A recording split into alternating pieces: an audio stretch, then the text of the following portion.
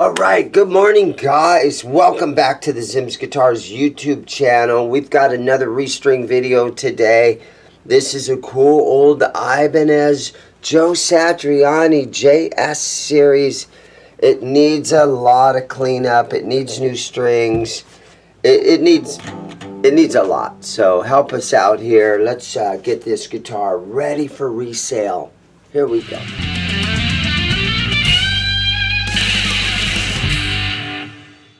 Okay, let's get in here and look at this thing. So you can see it's covered in dirt. It's pretty disgusting. We got our three-way switch. We got a volume tone. We've got the Floyd.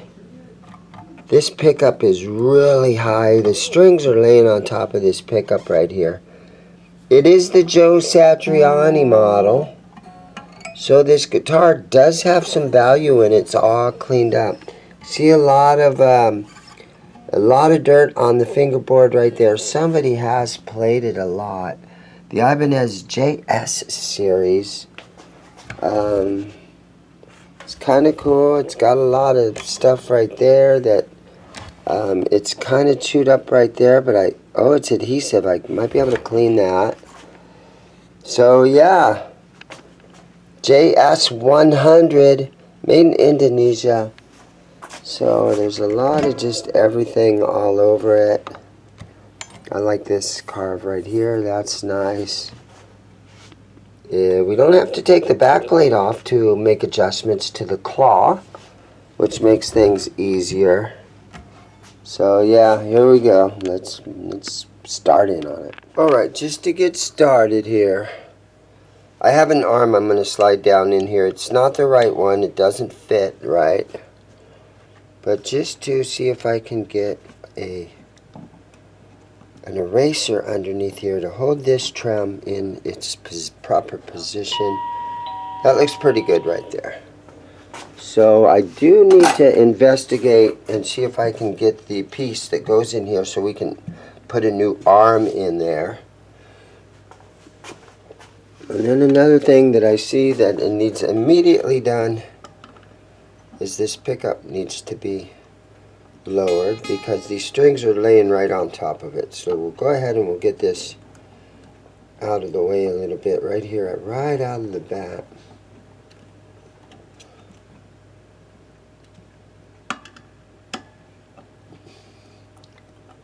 Might have to pull this whole thing apart and see what's going on with it. Doesn't seem like it wants to drop down.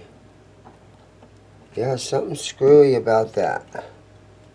So we gotta look at that. Let's grab my cord here. And let's test and see if we got electronics.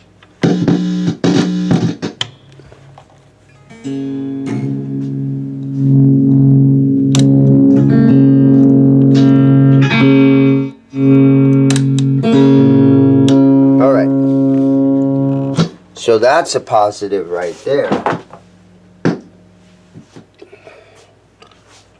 So I think this is missing its locking nuts, but I might have some of those. Don't necessarily need them if you don't use your Whammy Bar, but I want to try to get it all functioning perfectly. So I want the Whammy Bar in there, I want the locking nuts in there.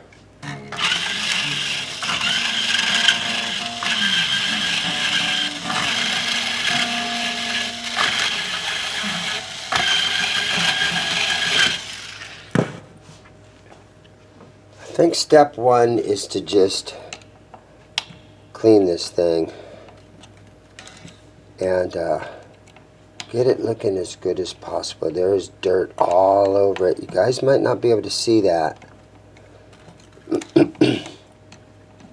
So we got to kind of just get it looking better. Kind of, you know, you watch a lot of those videos. I know that I do. I watch a lot of those videos of the old guys working on old cars, and they pull them out of junkyards and stuff like that. And then sometimes the first thing they do to that old car is put a nice new clean set of some really good tires and rims on it, and then set it down and look at it.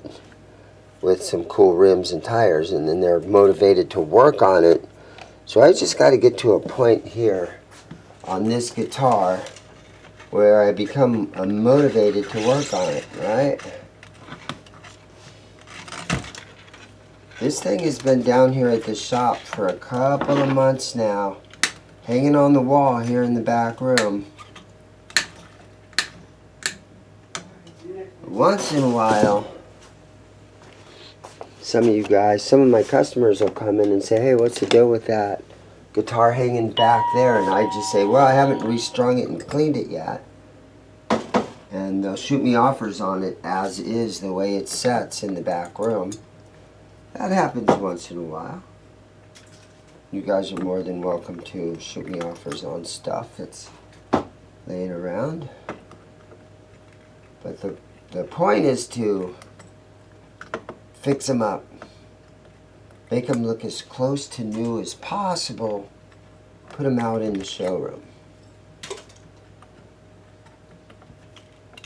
Although I have so much inventory right now that I don't have an empty hook out in the showroom to hang anything.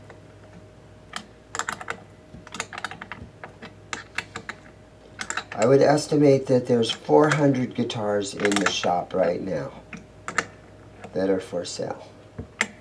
Okay. So yeah, like I was saying, we're just gonna clean on it up for a minute. So maybe we should put this in fast forward cleanup mode for a minute, and let's just go ahead and do that starting now.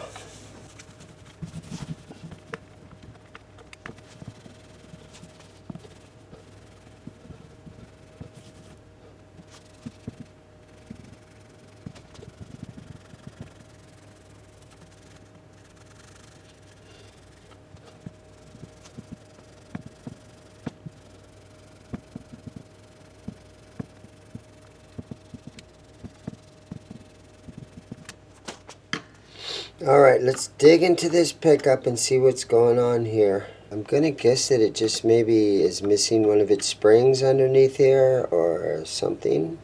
Okay, so those are in there. This thing's kind of bent right here, I'm noticing. So I'm gonna just grab hold of it and take these things and straighten that up a little bit. There we go, that looks better. There we go, and let's just double check to see if I have that in there. This is my magnet north. Okay, let's see. North is white, so north, south, north, south. Okay. I think I want to spin this to it. Should maybe. Well, the wire's not going to be long enough. So it's going to have to live in there like that. I think that might have been the problem, is just that there is hardly any room in here.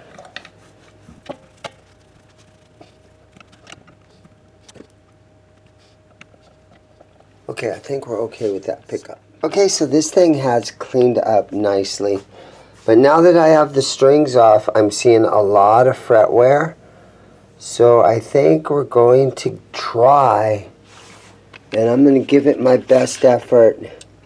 We are going to level and crown these frets. Okay, so with my leveling beam, I'm just going to work this all the way back and forth. Now I already went through and I set my notch straight edge along here, and I made sure that the neck was flat. It's the first thing you want to do. Make sure the neck is nice and flat. And then with the leveling beam, I'm just going to roll it across here until I have taken down a lot of this fret material to get all these little grooves and everything out of here. And all the worn spots.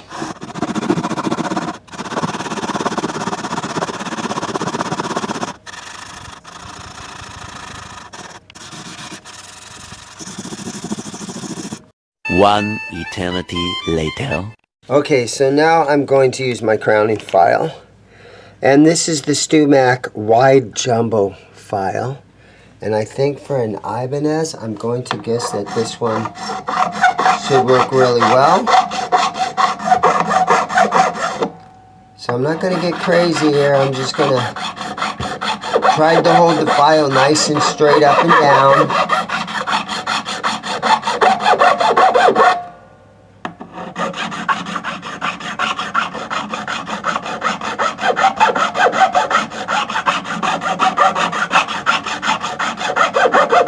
A lot of guys I know you mark it with a felt marker and do all that kind of stuff. But boy, these frets look really good. Okay, so I've got these microfiber, StewMac microfiber pads. And I'm just going to run them along the edge and get rid of some of the little tooling marks that are right here on the side of each fret, and just kind of shine these up a little bit.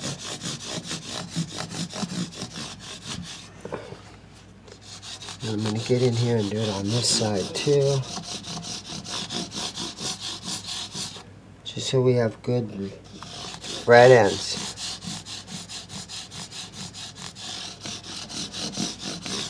Joe Satriani, one of the great guitar players. He's doing a lot of stuff with Steve Vai right now. They're out on the road doing stuff. Yeah, you know, I'm a big Van Halen fan. And I was very happy with that last Sammy Hagar, you know, Van Halen thing that they did. When they had Joe Satriani out on the road with them. Best of Both Worlds tour. That was good. I didn't go see it. I see a lot of concerts. I missed that one. It was actually last August. August of 24. They were in Phoenix. And I missed that one.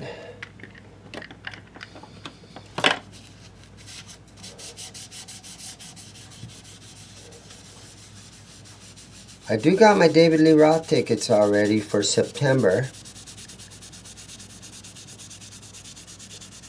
Okay, we've got a little F1 oil on here. We're just hydrating the neck now and cleaning on it.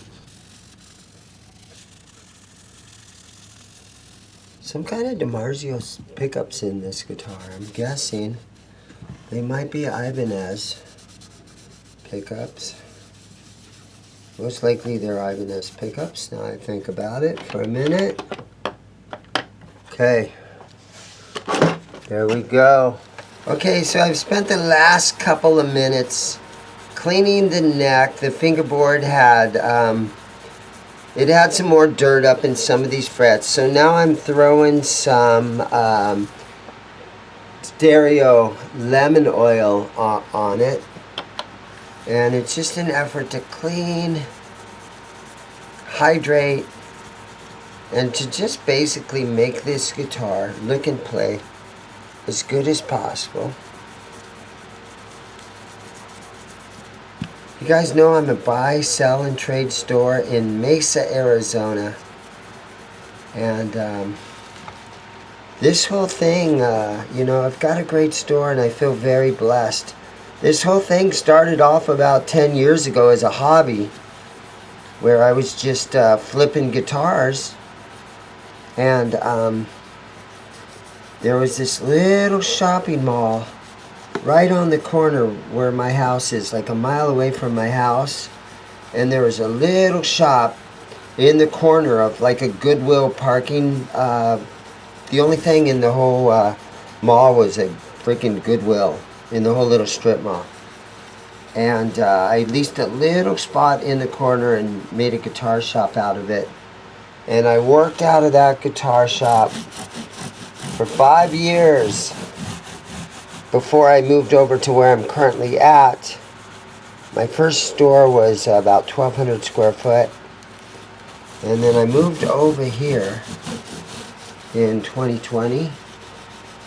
And it's been awesome. I've grown. I probably own 500 guitars now that are all in this inventory of guitars that I own. I never had to take a loan out on anything, and like a business loan or anything. I pretty much started with about, I think I started with 40 guitars and about $5,000. And not trying to brag or flex or anything, but somehow it's worked out for me, and I really want to thank my customers here in Phoenix and Mesa, Arizona, and Chandler and Gilbert, Apache Junction, Phoenix, all these neighboring neighborhoods. Mesa is the third largest city in Arizona, and Mesa is basically the east side of Phoenix. And yeah, it's been a lot of fun for me. It's just me and my son that work here, and I'm here every day except for Sundays. And my son is the one that does all my video editing, and he works up at the front counter. So when you walk in, you'll probably see him up at the front counter.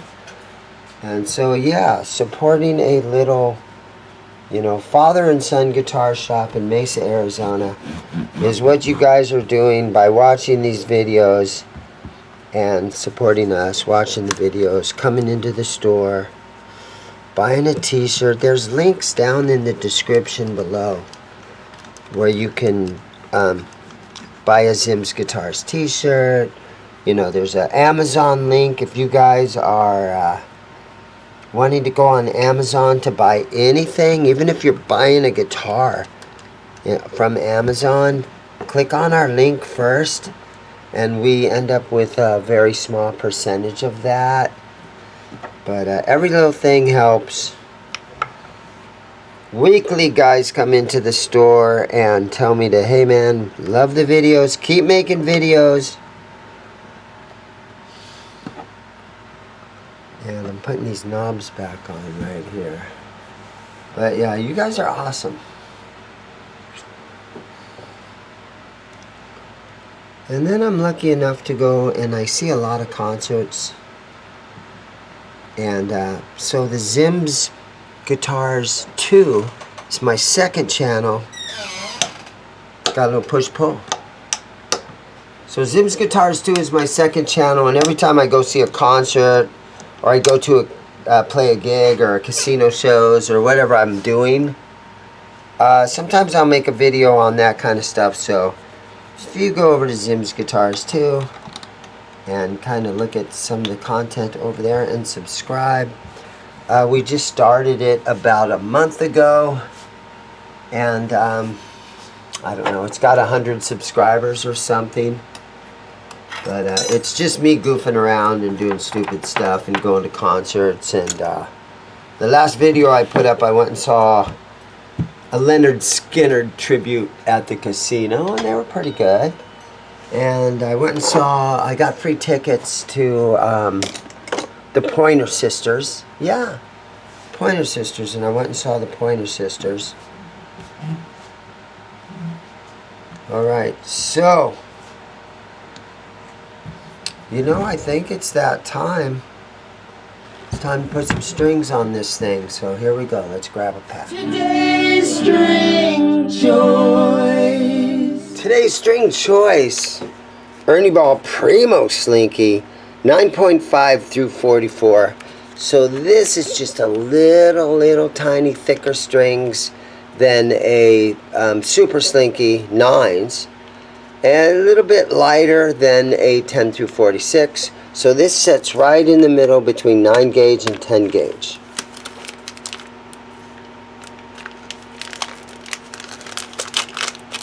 So this is for those guys that can't make up their mind if they want to put a pack of 9s on their guitar, or if they want to put a pack of 10s on their guitar.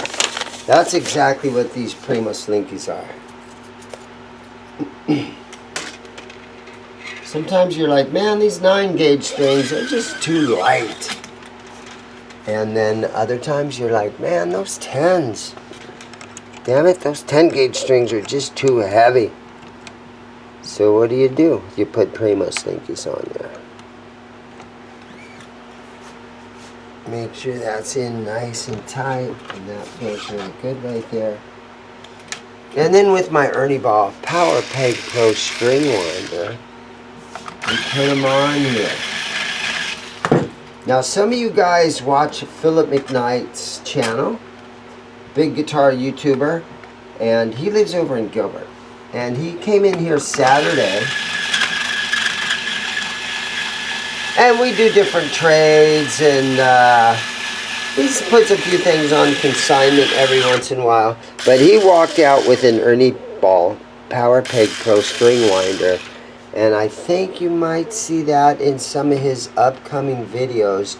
I talk very highly about this product right here. You can see I've used it so much. The label on the bottom has come loose. The battery never goes dead in this thing. I have a little cable right here.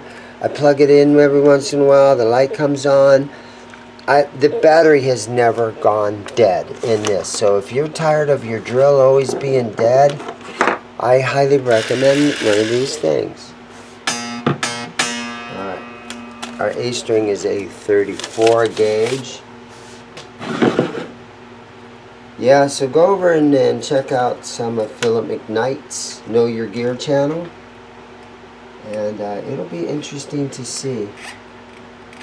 He starts using that Ernie Ball string winder. Once in a while, you know, Phil does his live stream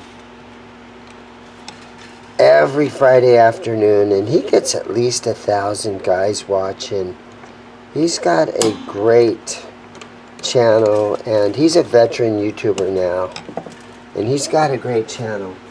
But he'll come up with certain topics, and he'll hang out and we'll talk about the latest guitar gadgets and the latest guitar topics.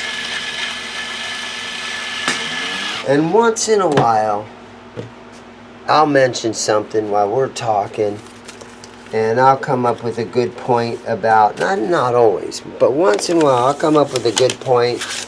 Hey man, it's you know, that was way too much, or whatever I happen to say. Once in a while I can come up with something that actually makes sense, and McKnight will mention it on his live stream, where he'll sort of, the topic that me and him have talked about, sometimes he'll roll with that a little bit on his live stream, and when I'm watching I'm like, yeah, we were talking about that.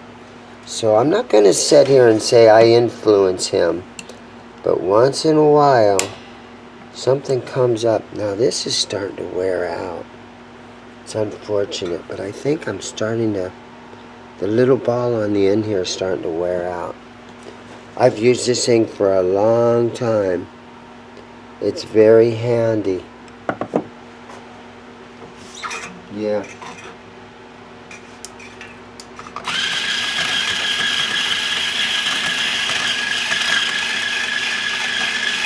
Okay. So I got all the strings on, but look what I did to the end of that. I nipped that thing off with some nippers. And so now it goes in there and it holds it tight. And so that whole little ball end that was on the tip of that thing is gone. So I think I saved a tool. Instead of throwing this thing away, I saved on it. So yeah, I don't know, right? Gotta do what you can. Okay, so let me grab, I need to find an arm that would fit in this thing. And I don't think I have one. But let me go ahead and pull this eraser out of here. And it's pretty flat.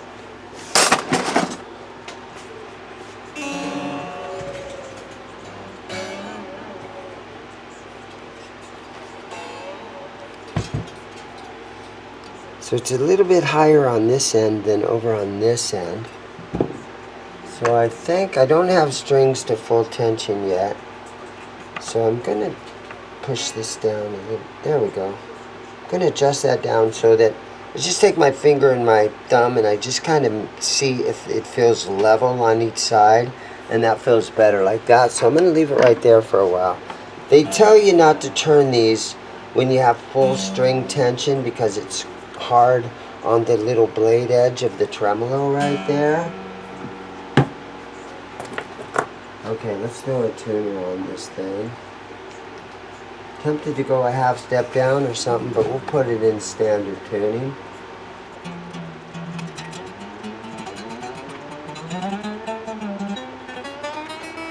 Just trying to get them close enough. And then you got to kind of start over again. Tune on them 2 or 3 times. Try to get them close.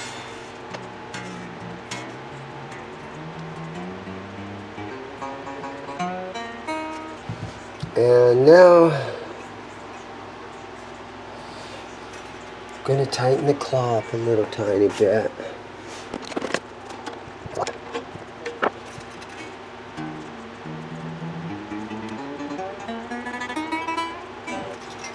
See how it feels.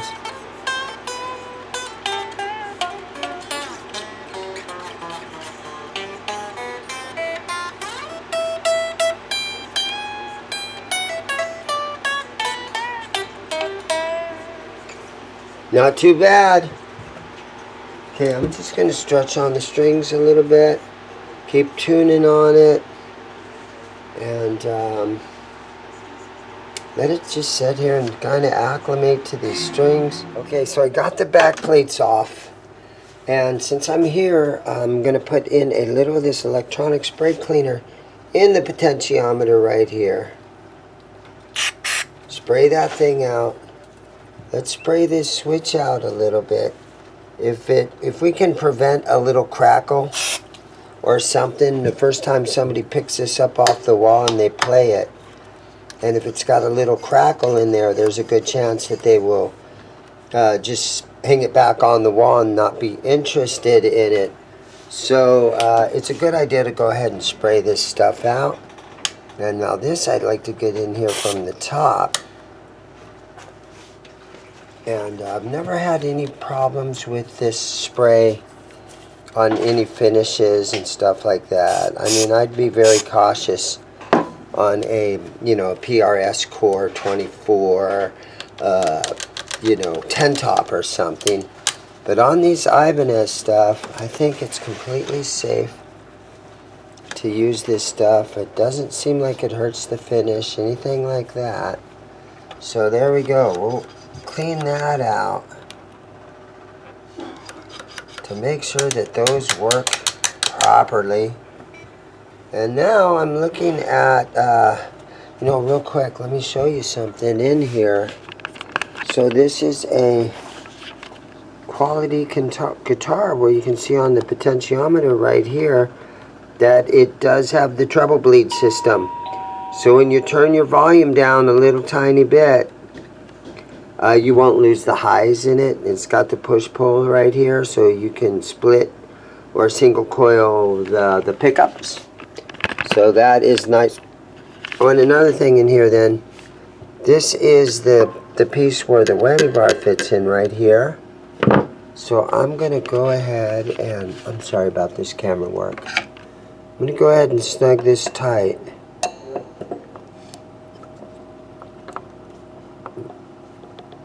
There we go. And then I'm going to search for a whammy bar to put a whammy down in there. Box full of whammy bars.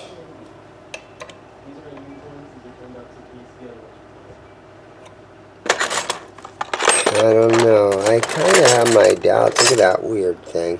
Kind of have my doubts right here.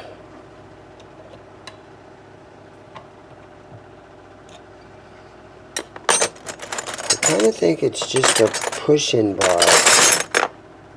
Oh, come on now. Come on.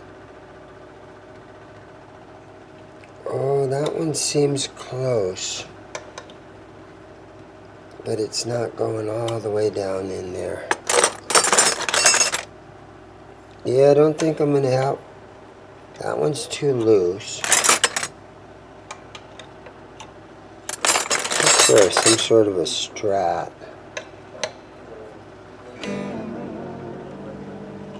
Yeah, I'm not gonna have one. I don't think it's one that threads down in there. I think it's a push-in. I suppose I could get online and research it.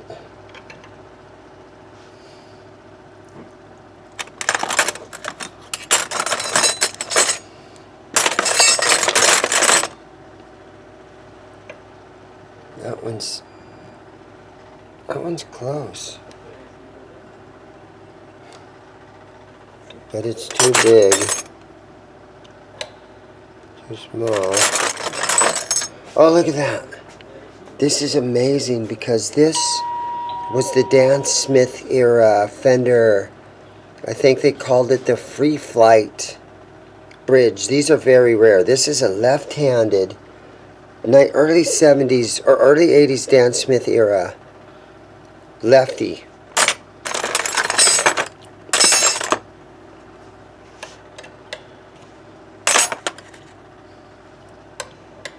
Come on now.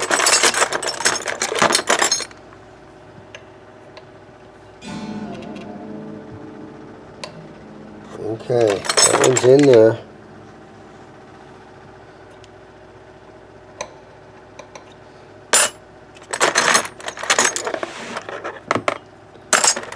Some of these are weird, strange Whammy bars.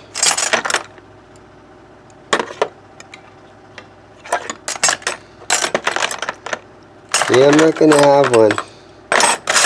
So all you guys that are watching, if you've got old parts laying around, thank you so much for even considering donating stuff. This is not the right one, but it's kind of in there, and it's not too bad. So I'm going to leave that one in there. All right, guys, so here it is. I got the Joe Satriani Ibanez JS100 all cleaned up, all shined up. It's in really good condition overall.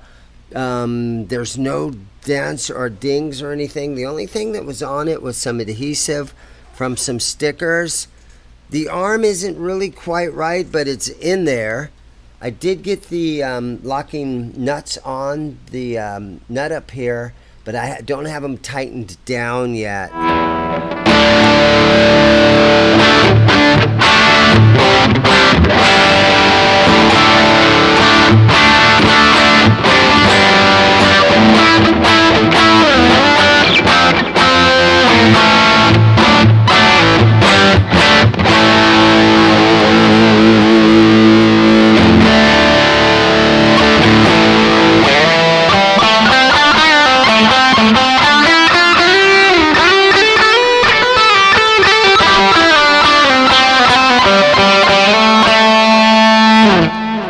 Not hearing any buzzing up and down the fret. I think my level and crown turned out really well. When you do a little string bend up here, I'm not feeling any rough spots or any little dings or divots or anything in any of the frets.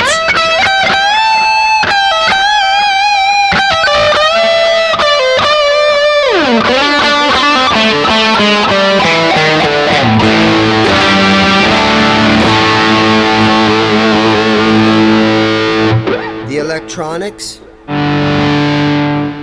are nice and quiet, so it turned out really well. This thing was in rough shape, but we have fixed it up. We've got it going, and it is for sale. And you guys know I'm down here at ZIMM'S Guitars in Mesa, Arizona. We are a buy, sell, and trade store.